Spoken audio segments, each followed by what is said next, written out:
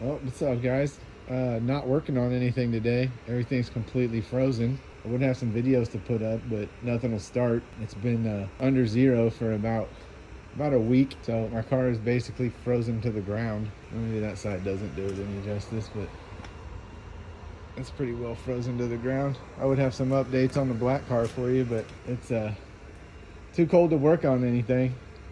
It's winter in the Midwest, middle of January.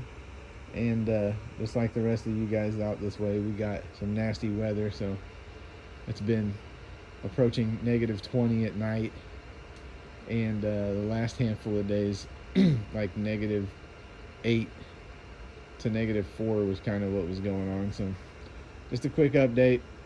Too cold to do anything, so I'll get back to you when I get something thought out. Later.